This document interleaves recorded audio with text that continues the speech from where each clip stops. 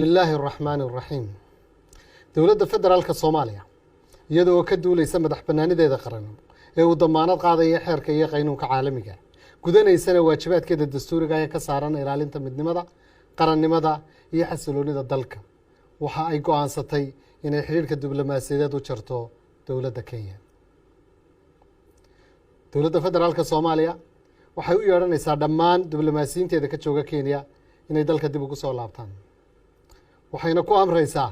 kuwa halkan ka jooga dowladda Kenya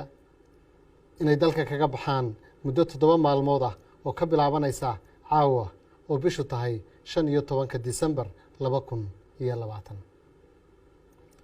shacabka Kenya dowladda federaalka Soomaaliya waxay u aragtaa shacabka Kenya inuu yahay shacab jecel nabadda iyo wada noolaanshaha shucuubta gobolka ayna kala dhaxayso shacabka Soomaaliyeed xiriir qoto dheer oo ku dhisan deris wanaag iyo wax wada qabsi balse hoggaanka maanta ee dowladda Kenya uu ka shaqeynayo kala fogeynta labada shacab ee wadaagta sababta go'aanka dowladda federaalka Soomaaliya waxay u gaartay go'aankan si ay uga jawaabto xadgudubyada siyaasadeed iyo faragelinta qaawan ee isdaba joogga ah ee muddooyinkii ugu dambeeyay ay dowladda Kenya ku haysay madax banaanida dalkeena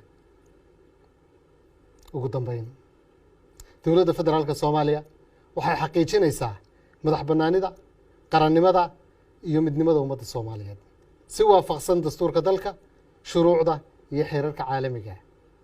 wax gorgortanana haba yaraatee dowladdu kama gelayso xorriyadda madax banaanida iyo qarannimada ummadda Soomaaliyeed waa mahadsantiin